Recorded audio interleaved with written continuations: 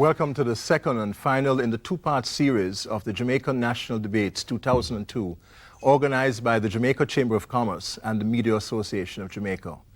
The debate will be conducted within the format and rules agreed on by the Debates Commission and the two political parties.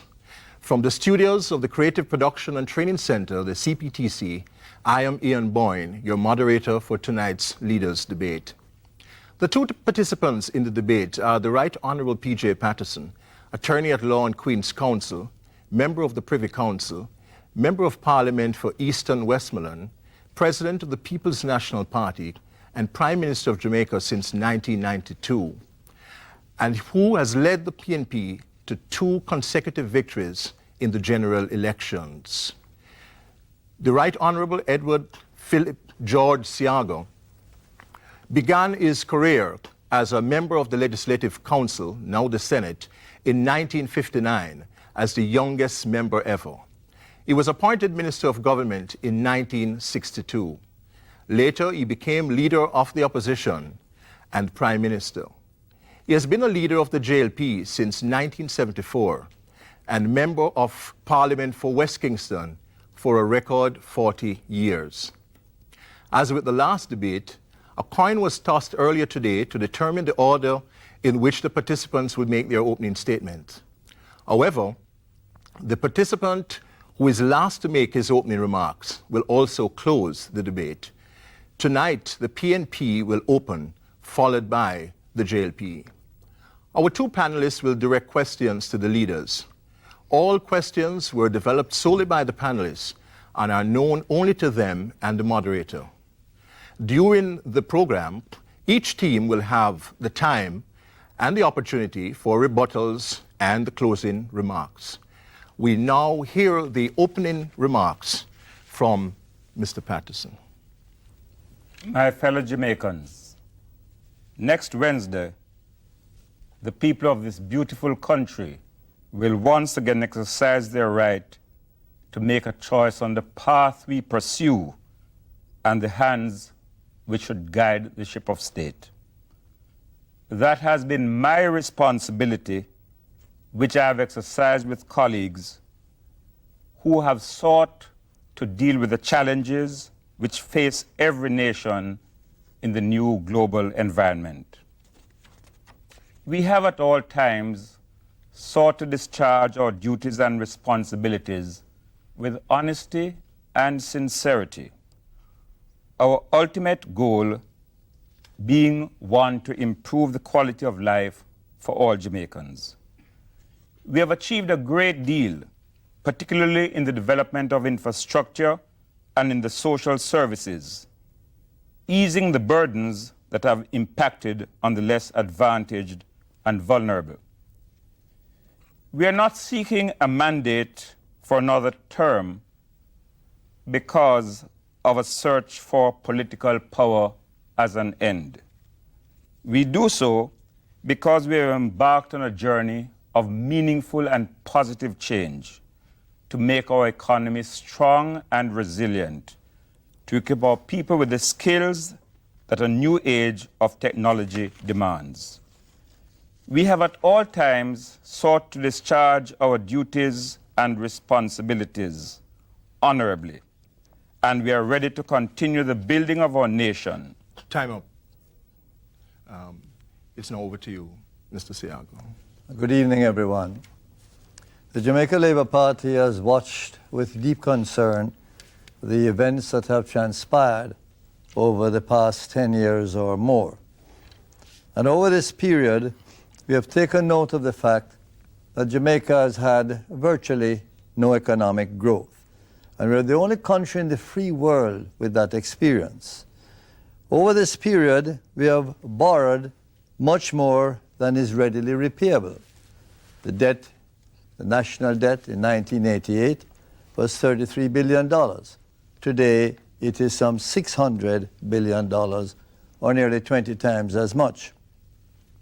Interest rates have crippled business expansion and job creation. The unemployment rate shows little or no improvement. Widespread business failures and financial failures have taken place. 40 financial institutions have collapsed. Virtually every sector of the economy is in decline or stagnating.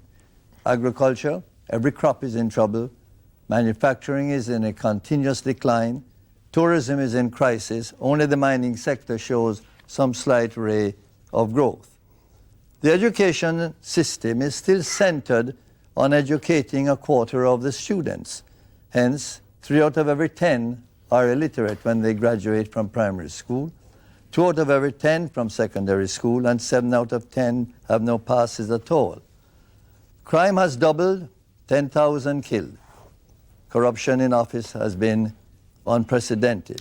Time up, and now we take our first break of the evening, but afterward we'll be back with questions from our panelists.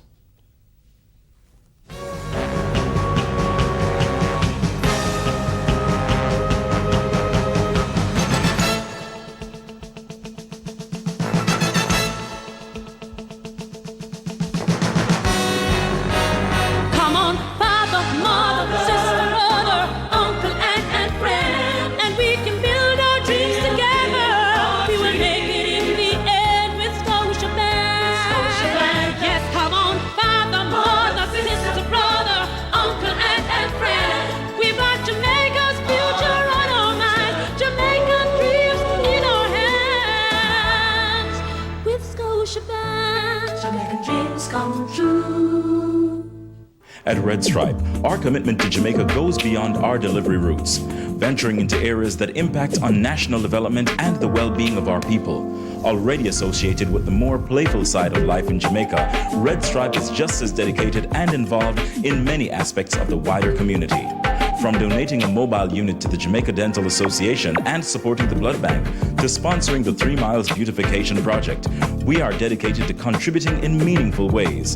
It's our way of reaffirming our connection with the people of Jamaica. Red Stripe, investing in Jamaica, making a difference. Red Stripe, the world's coolest bear company. What Midas will do for you. What Midas does for me? I don't carry cash anymore when I do my personal business. NCB 24-hour banking. Midas. As a working mother, I love the convenience of using Midas to shop. Midas is so easy to use. I even get cash instantly. From NCB, your bank, your future. Midas.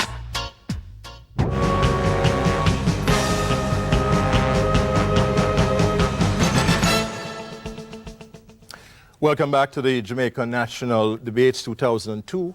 Now it's time to field questions from our panelists. With us is RJR's news editor, Moya Thomas, and Dr. Trevor Monroe, Professor of Government at University of the West Indies, Mona Campus, and President of University and Allied Workers Union. Professor Monroe, you have the first question first posed to Mr. Patterson. Mr. Patterson, former members of Parliament Heather Robinson and Bruce Golding have spoken of gunmen attached to the PNP and to the JLP respectively.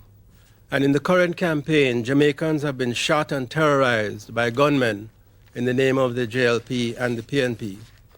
Have you personally ever seen any of your supporters with what you suspected to be an illegal gun? And what are you personally doing to detach gunmen from your party now, and equally importantly, after the elections? I can say with my conscience totally clear and with the utmost veracity that I have never, in the course of my political campaigning, seen any person coming into my presence armed with an illegal weapon. That does not mean I do not have reason to believe or suspect that persons have in their possession illegal weapons. But I can recall my own campaign in my own constituency in 1980, when I was shot at. And when I returned to my campaign office, they said, "We must be armed." And I said, if you are going to expect a slingshot from me, you will never get it. We must take a resolute position on making sure that gunmen and persons engaged in illegal activities do not attach themselves on the fringes of the party or seek to influence the determination of the people in the course of any election campaign. Mr. Seaga? I don't think we need deny the fact that there are people who have arms that are illegal. The question that you asked is whether I, and as you posed to Mr. Patterson, have ever seen such arms in the hands of anybody who would be unauthorized to carry a weapon. And the answer to that is definitively no.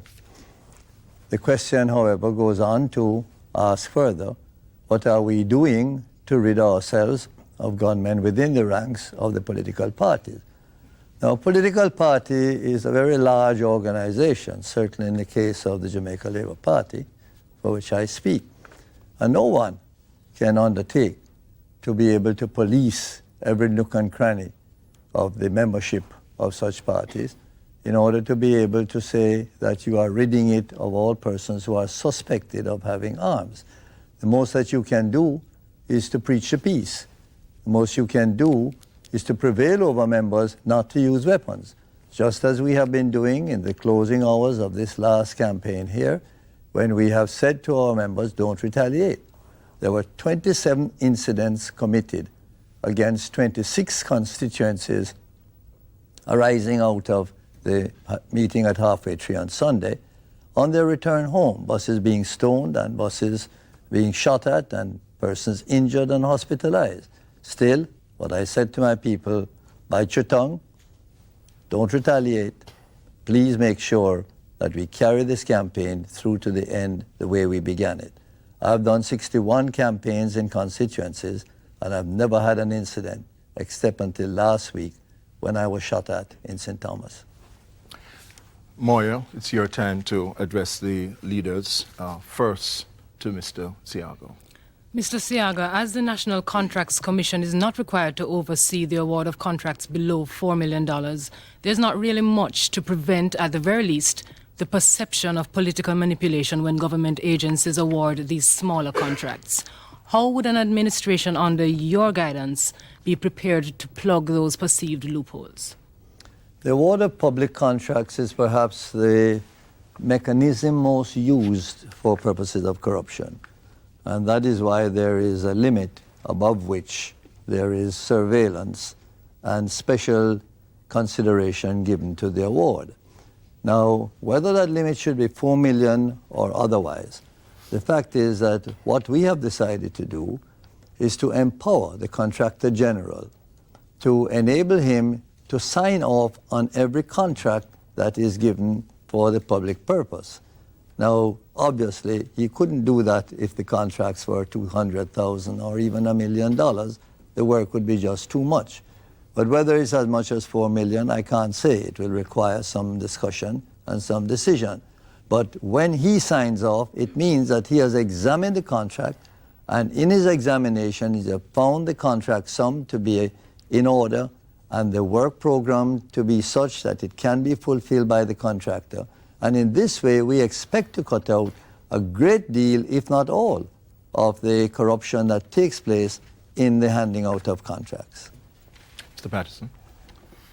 In 1988, there's a very scathing report issued by the Auditor General on the award of contracts, particularly in the Ministry of Construction at that time. It is a problem that we determined should be addressed. And so we extended the powers that are available to the Contractor General by establishing a National Contracts Commission, which has the authority to oversee all contracts for goods and services above a certain size. It has to be accepted that if you were to require every single contract, no matter what the size, to be the subject of examination by a National Contracts Commission, two things would happen. You would get bogged down and there would be delays as a consequence of that in the whole process. And therefore, we have fixed the figure at $4 million. Already, the National Contracts Commission is suggesting that that figure is too low and is overloading their capacity to address the matters of substance. What I think we need to have further developed is a system whereby contractors are registered as they presently are now, and the Contracts Commission has the right from time to time to investigate what is happening to all contracts, no matter what their size, although they do not fall under their purview initially. We now take our second break, but stay tuned, for we'll be back. Our panelists have more questions for our political leaders.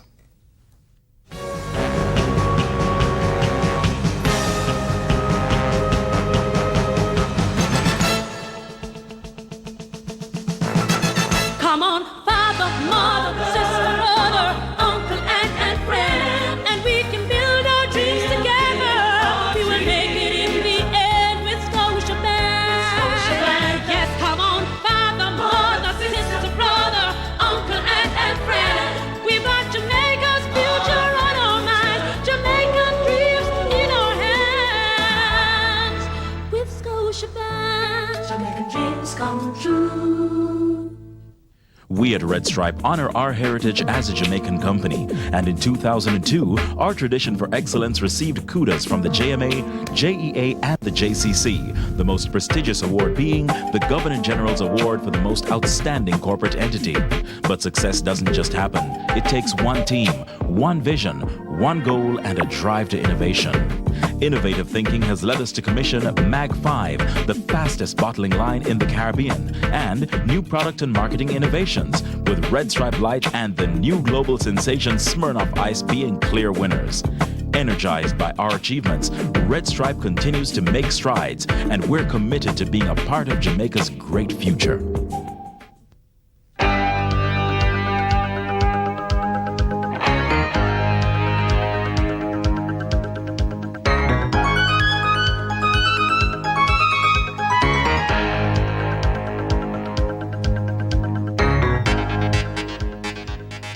It's 10 minutes past midnight, and she's paying her utility and cable bills.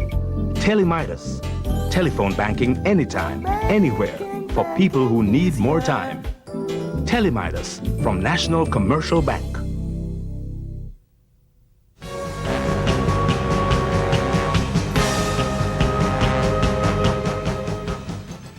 Welcome back to the 2002 national debates with our leaders. Our panelists have more questions.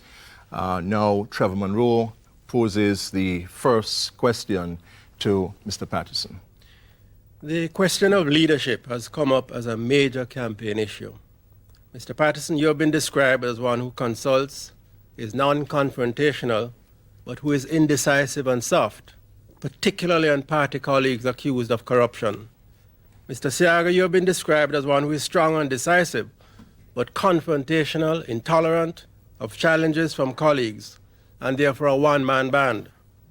Do you agree with this description, first of yourself, and second of your opponent? As Prime Minister, I am the leader of a team, but I am not a one-man band. Every person has an assigned role and is expected to perform accordingly. I consult, that is my style. I believe in building a participatory democracy. I don't happen to believe I am the repository of wisdom, all wisdom, that is. I deliberate very carefully before I come to final decisions, and I tend to take into account the widest range of opinion that extends beyond my own party. Insofar as any allegation of corruption is concerned, I challenge anyone to mention any particular case of any individual within the government or connected to the party that has been engaged in an act of corruption which has gone without investigation and appropriate action based on the findings. And many of the things that are being mooted as corruption have to do more with questions of mismanagement that may be made in the course of honest decision making. When someone makes an error, one has to take responsibility for it. Corruption is a very different matter, and certainly we have not been engaged in corrupt government. Mr. Seaga?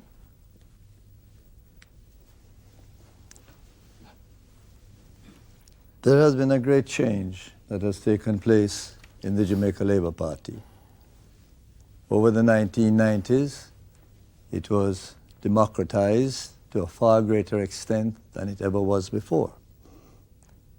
In previous years, I had certain decision-making powers which I exercised as part of the party regime. In the 1990s, we set about to establish teamwork and committees to take the place of the unilateral decision-making powers that I held, because for good reason, I want to know that when my time comes that I'm no longer leader of the party, that I leave in place a machinery that can work. Now, that machinery is at work. And I sometimes read in the papers as to how people are selected as candidates in another party. And I say to myself, that couldn't happen in the Jamaica Labour Party today. The rigorous machinery that is in place for candidate selection shows the team at work, shows democracy at work. As for challenges, I'm the only party leader in the history of Jamaica that has ever been challenged. 3 times, not once. And on all 3 occasions, I might have prevailed, but there's been no embitterment left behind. And those who challenge me are now part of the team and working alongside with all of us. Now, when it comes to corruption, I have one firm belief that the best way to deal with corruption is to set the example at the top. When you set the example at the top, the water that flows from the top is pure and clean, and it will carry whatever dirt is in the way out of sight. Moya Thomas has our next question, which will be answered first by Mr. Seaga. Mr. Seaga, both of you have been battling in the political arena for several years now. What, in your mind, are the strengths of your opponent? Pardon me? The strength? The strengths of your opponent. The strengths. Well, I give credit to the People's National Party for their political acumen and their political capabilities. I don't claim to be as versed as they are in how to practice the art of politics. I don't know why you want me to speak of the PNP without taking note of the strength of the JLP, which is quite the opposite of that of the PNP. But I do believe, however, that while it may be a strength to the party, it is a weakness to the state, because you cannot use politics as a means of decision-making to evaluate your programs and your projects in terms of political benefit only. When you do that, something else is going to suffer, and generally the economy suffers. That is what happened to us in the 70s. Politics was how we decided what should be done and what should not be done. And you know what happened then. The fact of the matter is that we must evaluate the decisions that have to go into making policies on the basis of what is affordable and what is good for the nation, not what is good for the party. And therefore, I don't want to be as good as the People's National Party is, and my team doesn't want to be either in terms of politics. Just so long, of course, as we can win an election with the politics that we know. Mr. Patterson. The People's National Party is very proud of its record of social engineering, which it commenced in the 1970s and which it has continued in the 1990s. There's a theory that it takes cash to care. We think it's very important to get the finances in balance But at the same time, there are needs of the people, the poor, the elderly, the dispossessed, the homeless, the disadvantaged, which have to be addressed. We have struck the right balance during the decade of the 1990s. As for the JLP, we have to recognize that our two founding fathers have left Jamaica with a rich legacy which we don't often appreciate. And that is, no matter what the swing of the political pendulum, there is always an opposition in place that exists, is vocal, is organized. And we have tried in our development of the parliamentary system, particularly during the 90s, to incorporate them more and more in the process of decision making. And that is why we have established a number of House committees in which we have invited the opposition to participate. And they have contributed in several areas in a positive way. We take another break at this point, but we come back with more questions after this.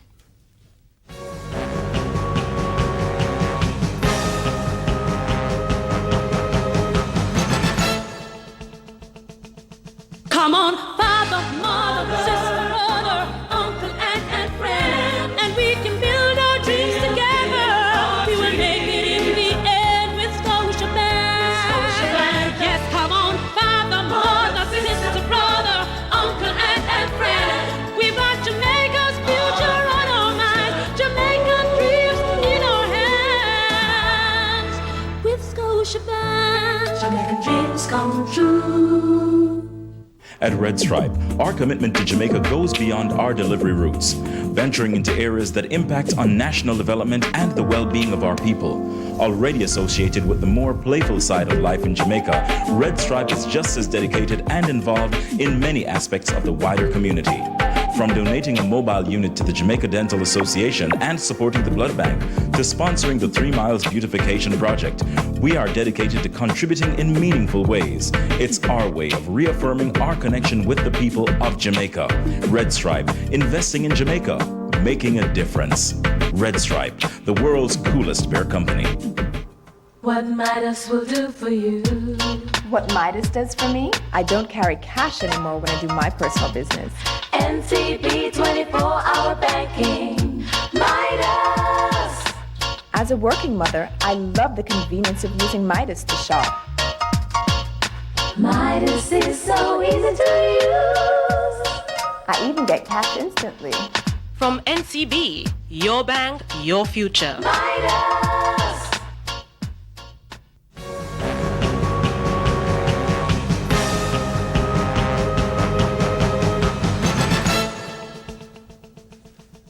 Thanks for staying with us for our leaders' debate.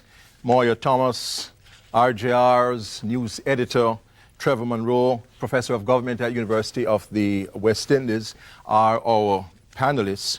And now Trevor poses the first question, which will be answered at first by Mr. Patterson. Mr. Patterson, the issue of leadership, and in particular of succession, has been raised, and understandably so. We are the only CARICOM country where both our Prime Minister and our Leader of Opposition are still serving us and are each over 60 years old. If you win, how long will you stay as leader? If you lose, how long will you stay as leader?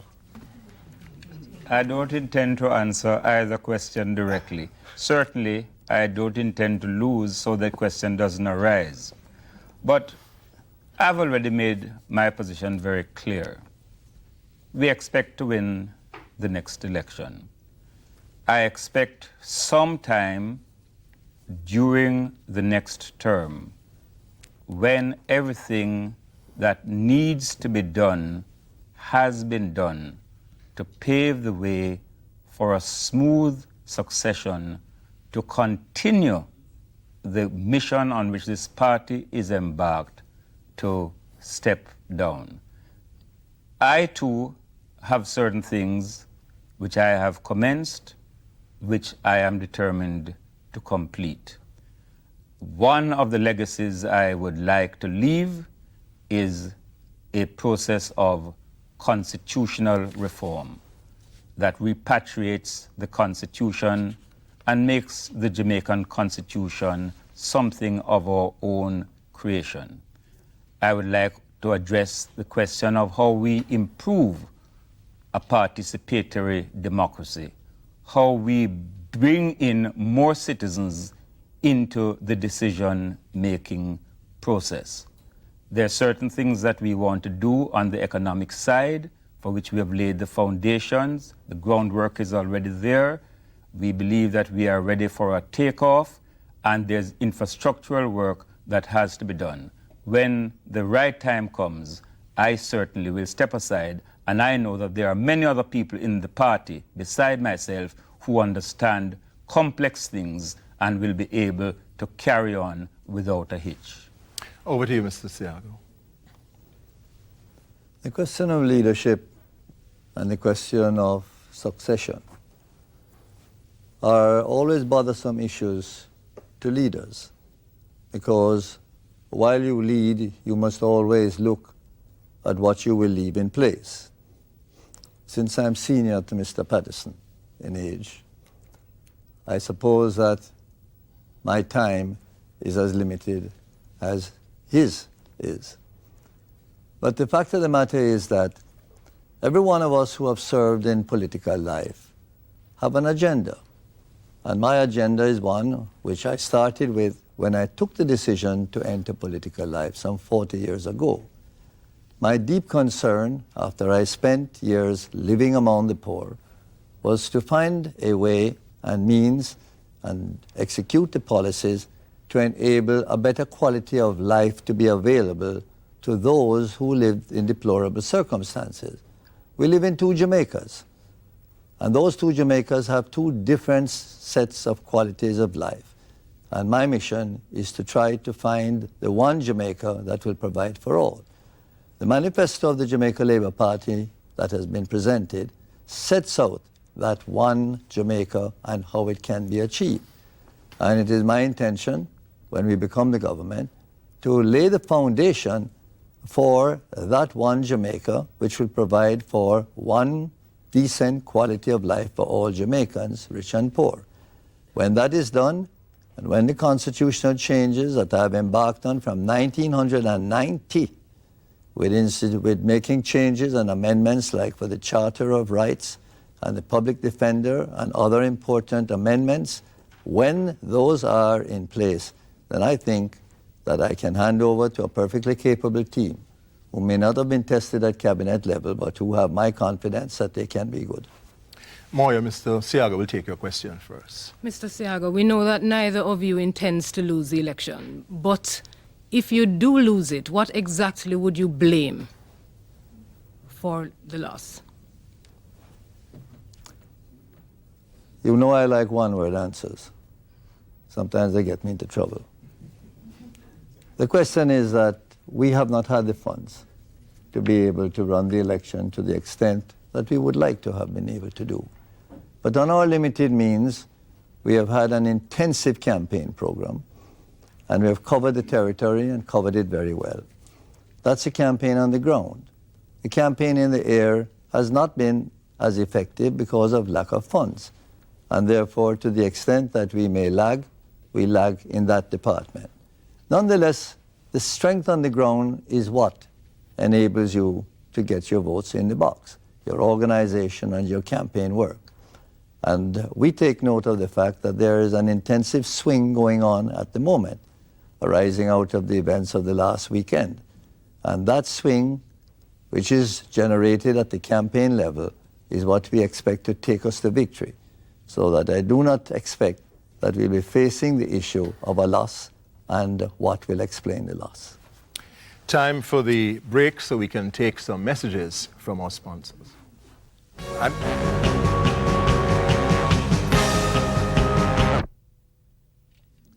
I'm sorry. Yes, Mr. Come on, father, mother, sister, brother, uncle, aunt, and friend, and we can build our dreams together. We will make it in the end with Scotia Band.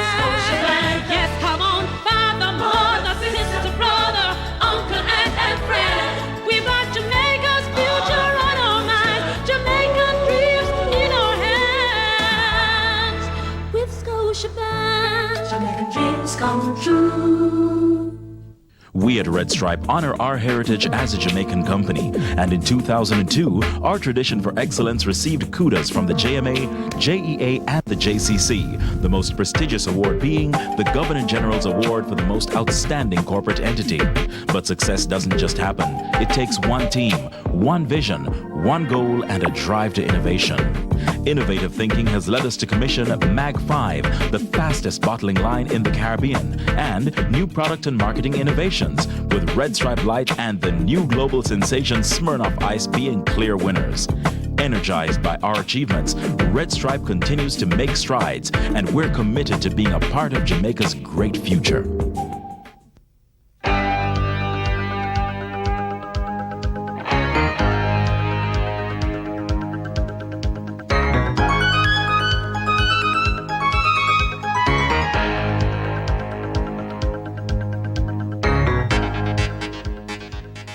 It's 10 minutes past midnight, and she's paying her utility and cable bills. Midas. Telephone banking anytime, anywhere, for people who need more time. Midas from National Commercial Bank.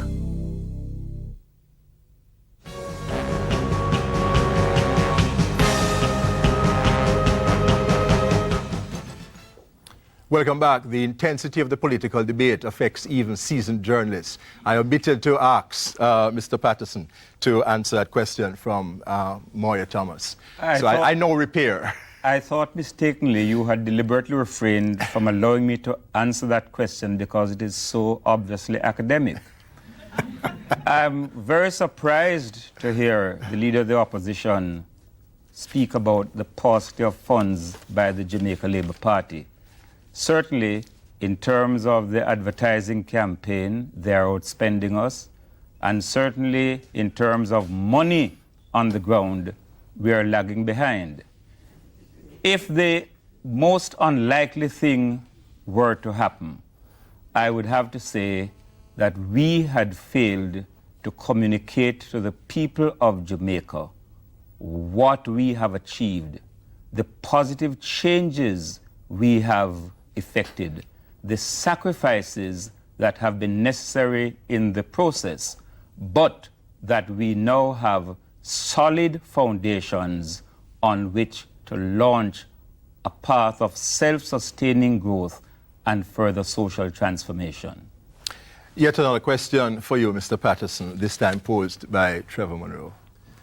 Come October 17th, the new government is going to face a host of problems requiring our people more than ever to come together. The problem of drugs and guns, of job creation, of education, of restoring social order and social discipline. As an important signal of determination to build national unity, would you include in your cabinet competent persons from the opposition or independent individuals from civil society? Any person who has heard me speak on the campaign trail would have heard me emphasize time and time again the importance of unity, the importance in restoring law and order and discipline in every nook and cranny of Jamaica. The Values and Attitudes program, which some poo-pooed, is, in my view, absolutely essential to the future of Jamaica.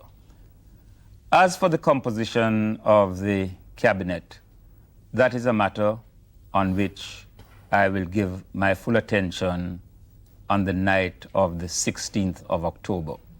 I think you have to recognize, however, that there are certain constitutional constraints.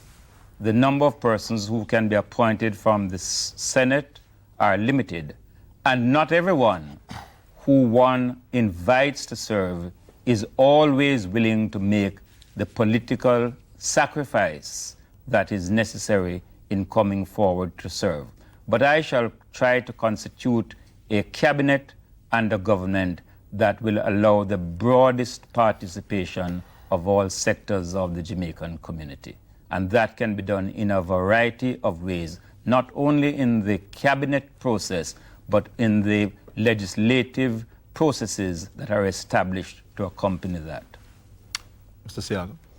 We have an adversarial form of government in which it is envisaged that there will be a strong government party and a strong opposition. Now, if we are to weaken the opposition by having members join in the process of government, then what you will have is a very strong government and a weak opposition. And that will serve no purpose, because it is the opposition that is the watchdog of the process. It is the opposition especially that is the watchdog of the human rights of the country. So I don't believe that any purpose would be served by the suggestion made by Professor Monroe. There are many other ways to deal with this. For instance, in limiting the powers that the government has, we have in our manifesto taken a very far-reaching step in the decision that when the time comes when we win to appoint a new Governor General, we'll do so on the basis of a bilateral decision as agreed on in Parliament by 2/3 majority of each House, which means that such a Governor General will be a truly independent person and will not have any attachment to any previous political party or political record. We have taken decisions also to limit the powers of the executive in many ways, and to limit the power of the Prime Minister so that he would not be able to make any unilateral decisions in the appointment to sensitive national commissions of persons who are to sit on those commissions. Now, all of those help us to have that balance that is necessary while you still maintain a strong government and a strong opposition.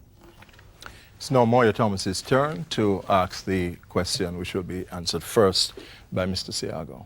Mr. Seaga, while having different timetables and different nuances, both parties have articulated free education plans.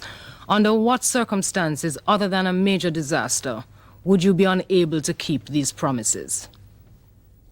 Well, if we're talking about free education, that's just one element of the reform program for the Jamaica Labour Party.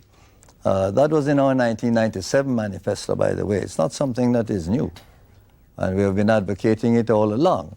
We have simply extended it recently to include basic school children because of the importance of basic school education. But there are other elements in the reform program for education, such as getting rid of this business of schools that are well endowed and schools that are poorly endowed, rich schools and poor schools, which provide for their students the education that you can get from a rich school, a good education, and for the others, a poor education. So when a poor man's child goes to a poor school, he then gets a poor education and comes out to join the poverty line. We do not want that. We want one quality education for all, and therefore we intend to get rid of that. That's another fundamental area. I do not perceive of anything that can stop us from instituting and implementing our program of educational reforms. We have not only made it number one, but we have made it an item of critical importance to the fundamental mission of our party, and that is to create a Jamaica in which everyone has one quality of life. We'll now take our final break, after which, Mr. Patterson, Sir, our education program begins with increasing access to basic schools. In 1988, it was 79%. It now stands at 94%, and it will be 100% in the next year. Access to tertiary education has increased from 7% in 1988 to 14.2% at the present time. Let me deal with something which Mr. Seaga has said before and which the Minister of Education has refuted. In 1998, the traditional high schools received a per capita grant of $27,106 on an average. The upgraded schools received $27,044. To take an example, Campion last year got $38,241 for each student, while Tivoli got $40,600 $732 for each student. There has been a tremendous improvement in performance, in English levels, in mathematics, not only in the traditional high schools, but in the upgraded high schools. We have also expanded access to heart. In 1989, 7,496 students were in the heart program. Last year, 31,473 students were in it. We believe we have a program that is realizable, that is achievable, and we are certain we have the resources to meet the targets we have set. We'll now take our final break, after which, importantly, we will have the rebuttals, beginning with the JLP.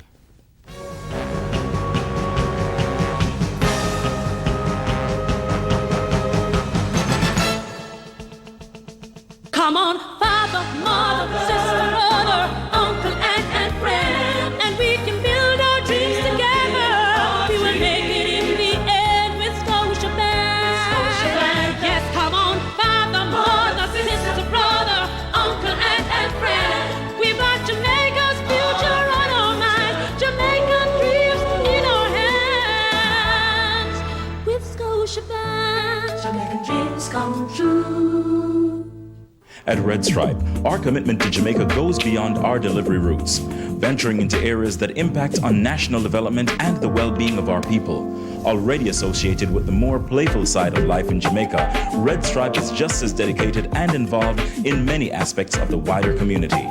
From donating a mobile unit to the Jamaica Dental Association and supporting the blood bank, to sponsoring the 3 Miles Beautification Project, we are dedicated to contributing in meaningful ways. It's our way of reaffirming our connection with the people of Jamaica. Red Stripe, investing in Jamaica, making a difference. Red Stripe, the world's coolest bear company. What Midas will do for you. What Midas does for me? I don't carry cash anymore when I do my personal business. NCB 24-hour banking. Midas. As a working mother, I love the convenience of using Midas to shop. Midas is so easy to use. I even get cash instantly. From NCB, your bank, your future. Midas.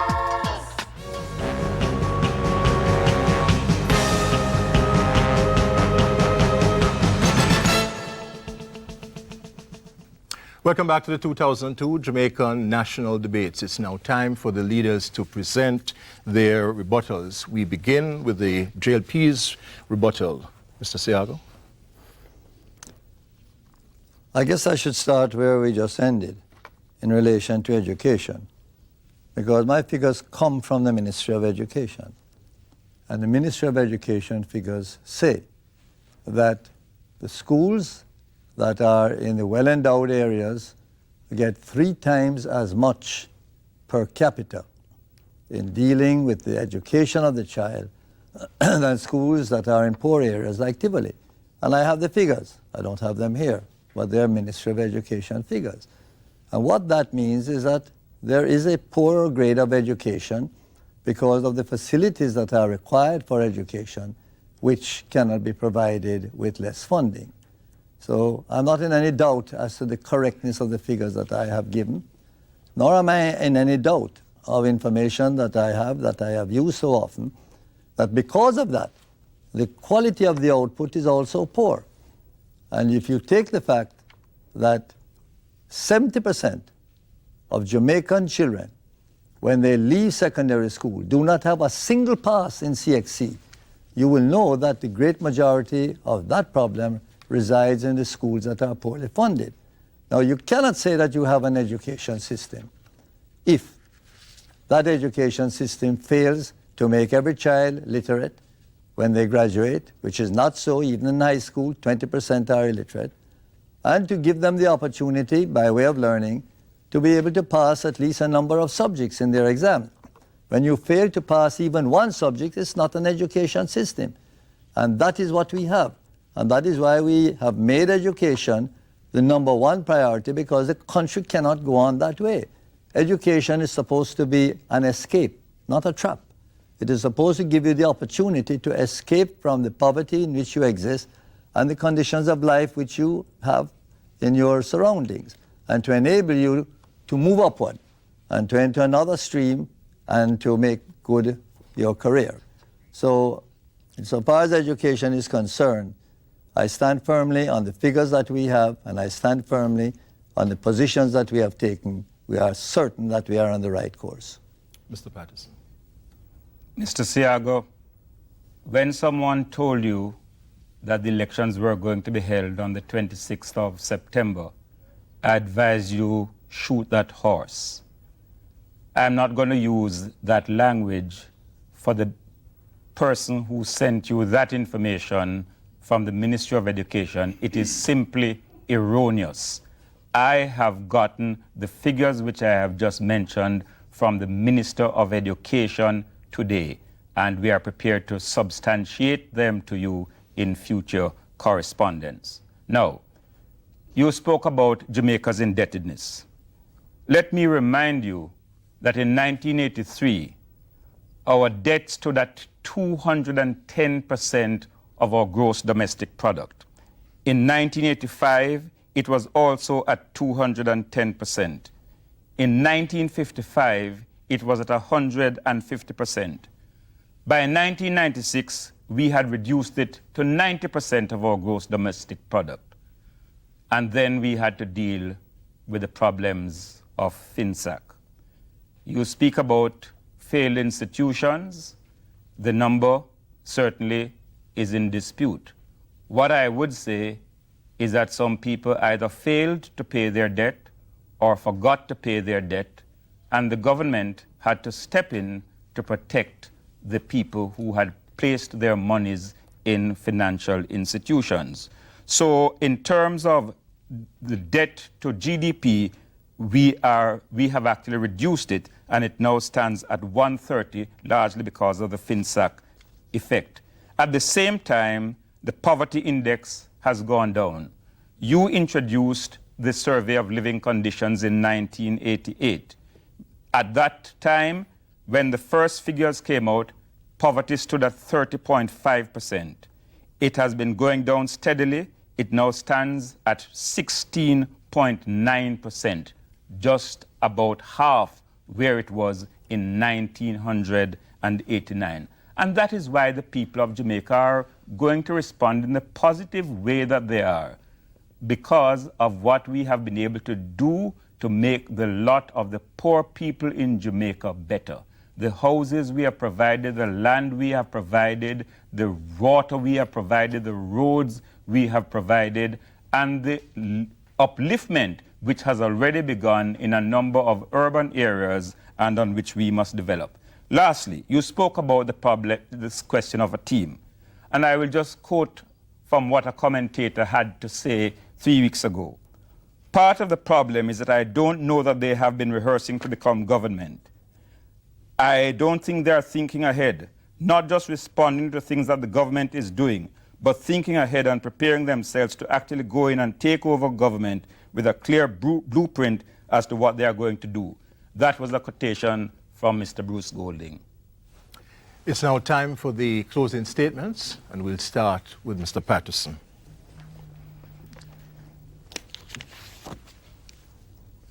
We are going to the country on a single manifesto, not a manifesto and a memorandum of understanding, which are incompatible and irreconcilable. In our manifesto, we have clearly identified our targets. We have made much progress, but there's much more that remains to be done. Because we are confident that we will form the next government, we do not have the luxury of making wild promises to spend and spend, giving everything free, while at the same time promising to reduce taxation. Good leadership is about being adaptive and realistic, not about encouraging unreasonable expectations. We respect the Jamaican people and their judgment far too much to go down that road. The people of Jamaica understand that the building of a nation is a continuous process. Our approach is non-confrontational. My way is the way of peace and harmony. We are about building up, not tearing down. For the people of Jamaica, we ask that you judge us on the vision that is the foundation of our policies and programs, a vision to build Jamaica to be a first world country, vibrant, economically, culturally sophisticated, and confident in our national identity. There's nothing Jamaica cannot achieve if we all work together in peace and harmony with God's help to build this blessed country of ours. Mr. Seaga now makes his closing remarks. Nobody needs to lecture me about leadership or to lecture me about management. Every time the Jamaica Labour Party has been in power, this country has grown. Every time the Jamaica Labour Party has been in power, crime has been reduced. Every time we have been in power, jobs have been created. Not so for the People's National Party. Particularly since independence, every time they've been in power, we have lost substantially the growth that has been labored for by the Labour Party in the previous decade. In the 1970s, we lost 20% of our GDP, reducing to poverty even the poor. In the 1990s, nothing has happened. There's been no growth for some 10 long years. It has been stagnation. In both cases, we have set a record for the world. There was no such thing happening in the 1970s, nor is there in the 1990s. So that my party has produced. My party has given people a better life.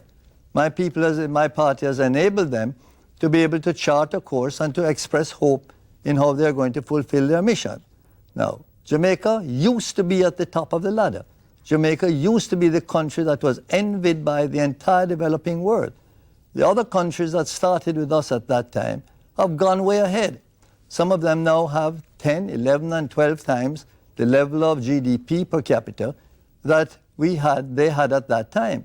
Jamaica has failed to even double its GDP per capita since then.